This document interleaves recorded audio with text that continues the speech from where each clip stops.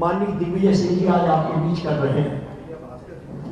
क्योंकि माननीय दिग्विजय सिंह साहब को कहीं और पधारना है, मैं अधिक समय न लेते हुए डायरेक्ट सर से प्रार्थना करूंगा कि मैं आपसे रूबरू हूं। धन्यवाद ईश्वर जी। साथियों, देश में किस प्रकार लोकतंत्र का गला घोटा जा रहा है, उसका क्रोनोलॉजिकल ऑर्डर से मैं, आपकी क्रोनोलॉजिकल ऑर्डर अमित शाह जी बहुत बताते हैं, तो उसी तरह से मैं भी क्रोनोलॉजिकल ऑर्डर से बताना चाहता हूं कि इस देश में 2014 से लेकर आज तक जो चुनाव हुए, पूरे देश में एक जनचर्चा है कि ये जो मैंडेट जनता का मिला है वो कहीं ना कहीं गड़बड़ है, और कई प्रश्न ईवीएम के ऊपर उठते हैं जिसका जवाब माननीय चुनाव आयोग देता है, न सरकार देती है। और इनका जो अति विश्वास झलकता है, 2014 में कहा कि हमको 272 से ऊपर सीटें मिलेंगी, 284 आई। 19 में कहा 300 पार, 303 आई।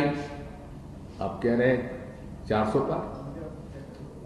ये इस प्रकार का उदाहरण हमने को कहीं और देखने को नहीं मिलता। लेकिन हां,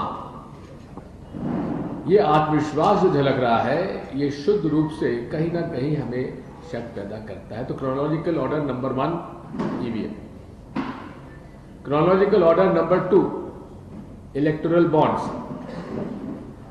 अब इलेक्टोरल बॉन्ड्स में भी जो आंकड़े सामने आ रहे हैं, मैं धन्यवाद दूंगा और बधाई दूंगा माननीय उच्चतम न्यायालय को, जिन्होंने इलेक्टोरल बॉन्ड्स के केस में बड़े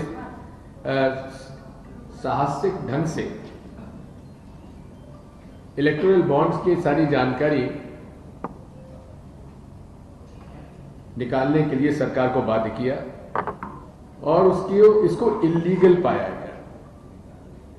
और उसकी इल्लीगलिटी तो पहले दिन से हम लोग कह रहे थे। और अगर आप देखेंगे कि 2018 से 2024 के बीच में भाजपा को 8,252 करोड़ रुपए मिले, 16,518 करोड़ कुल इलेक्टोरल बॉन्ड्स के माध्यम से उन्हें 8,252 और कांग्रेस को 1,950 करोड़ मिले। और वो भी अब फ्रीज कर दिए गए। फ्रीज मतलब आप उससे एक पैसा भी पार्टी चुनाव में नहीं निकाल सकती। अब ये भी प्रकरण सामने आए हैं कि जिन कंपनियों के नाम आए हैं उनका क्रोनोलॉजिकल ऑर्डर देख लीजिए। ईडी, आईटी, सीबीआई रेड करती है, वो कंपनी अपने इलेक्टोरल बॉन्ड खरीदते हैं और उन पर ईडी, आईटी, सीबीआई का जो भी केस है वो साफ हो जाता है। और इन्होंने 3 तरह से ये चंदा उगाया। एक हफ्ता वसूली, एक्सटॉर्शन, तुम पर हमने रेड किया है, जेल जाओ या चंदा दो। और ऐसे कई प्रकरण सामने आए हैं जहां इनके रेड के बाद वसूली हुई है, क्रोनोलॉजिकल ऑर्डर से हुई है। और ऐसे 14 प्रकरण हैं जहां रेड हो जाने के बाद उन्होंने बॉन्ड खरीदकर चंदा भाजपा को दिया।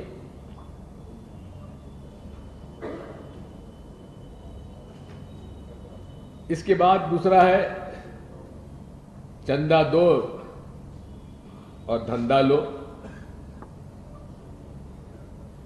4 लाख करोड़ के प्रोजेक्ट्स दिए गए, जिसमें लगभग 4,000 करोड़ का इलेक्टोरल बॉन्ड्स में चंदा उन्होंने वसूल किया। 4 लाख करोड़ को 243 प्रोजेक्ट,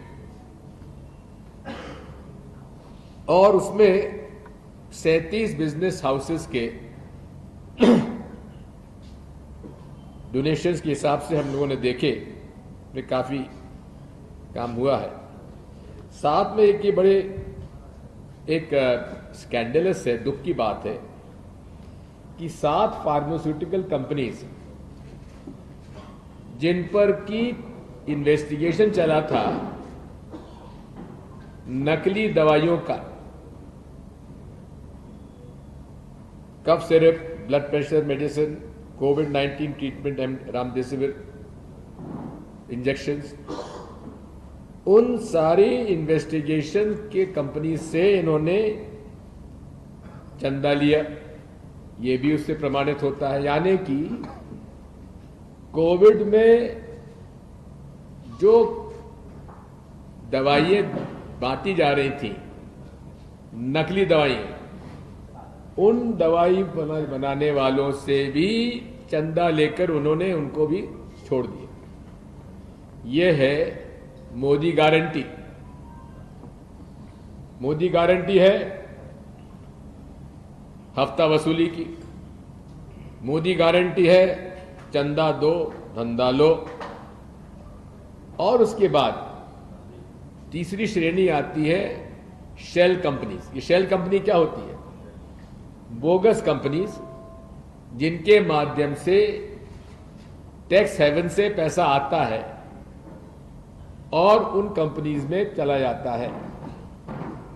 और इसमें आपने देखा था, जो हिंडनबर्ग रिपोर्ट आई थी, उसके अंदर कई ऐसी कंपनीज थी जिनका कोई बिजनेस नहीं है, उन्होंने भी हजारों करोड़ के इन्वेस्टमेंट्स किए।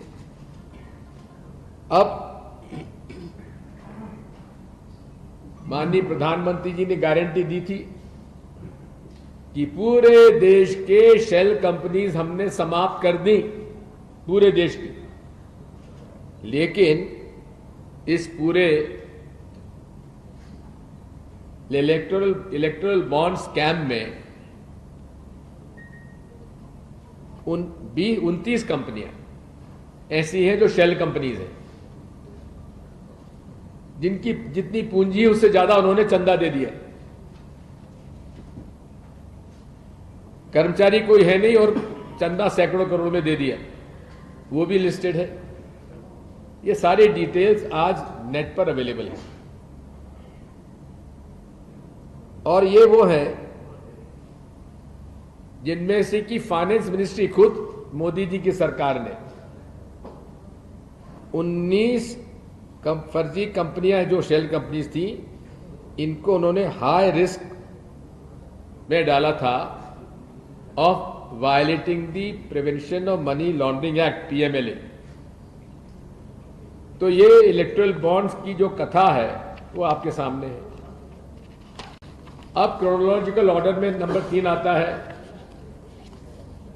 कि कांग्रेस पार्टी जो प्रिंसिपल ऑपोजिशन पार्टी है, उसको कैसे उसके अकाउंट सीज किए जाए, फ्रीज किए जाए, ताकि वो ना तो कैंपेन कर सके, ना कैंडिडेट्स को कुछ पैसा दे सके, ना पैम्फलेट छपा पाए और ना तनख्वाह बांट पाए।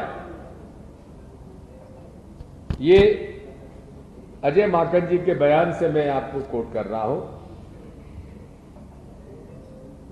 कि 285 करोड़ इनके बैंक अकाउंट में जो थे उसको फ्रीज कर दिया गया, जिसकी वजह से ना तो पब्लिसिटी का हम लोगों के पास आते हैं, हमें विज्ञापन दीजिए, कहां से देंगे विज्ञापन? हमारे को आप परेशान करेंगे कि आप ऐड दीजिए। अरे हमारा तो अकाउंट पूरा फ्रीज हो गया, आप विज्ञापन लेना भाजपा के पास जाइए। तो ये पहली बात। दूसरा, मोतीलाल जी वोरा जब कोषाध्यक्ष थे तो उस केस पर, केस क्या था कि एक माननीय सांसद ने अपना वेतन जो था वो डोनेशन दे दिया और उसमें 7 साल बाद उनको याद आई और अकाउंट फ्रीज कर दिया। कब किया? जबकि चुनाव की घोषणा होने वाली थी और हो गई। अब और बात सुन लीजिए।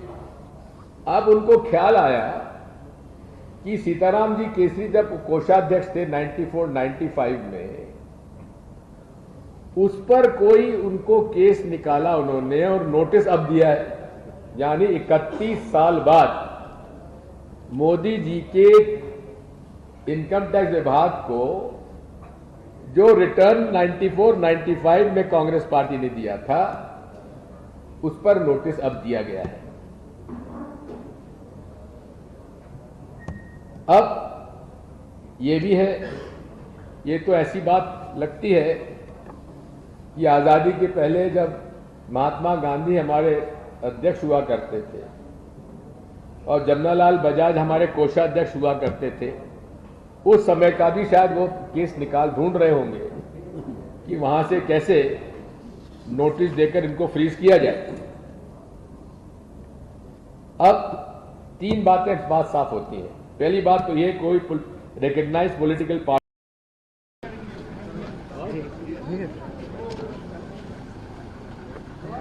सब उधर है। एक मिनट मैं पूरा नहीं है गाड़ी में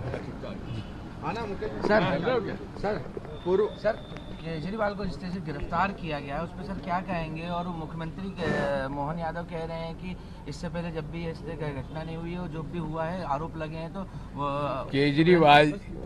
केजरीवाल जी को गिरफ्तार करके पूर्व उदाहरण दे दिया है सरकार ने कि सरकार बदलने पर कोई भी मुख्यमंत्री जो है चुनकर आ जाए वो गिरफ्तार हो सकता है।